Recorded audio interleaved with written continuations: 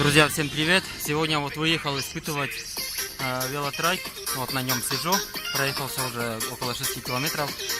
Испытать нужно до завтрашнего дня, потому что завтра будет велоночь в Сыктывкаре. Вот я еду туда. Поэтому приглашаю вас посетить это классное мероприятие. Будет с 8 до 10 вечера. Завтра же День России. И заодно в Сыктывкаре будет проводиться такое мероприятие. Вот, велоночь уже, по-моему, четвертый год подряд. Будет масса впечатлений, много людей. Вот, поэтому приглашаю друзей, знакомых, и кто просто видео это увидит. Это такое вот своего рода видеоприглашение на это мероприятие. А я буду на своем трайке его там еще испытывать, там более 10 километров пробега.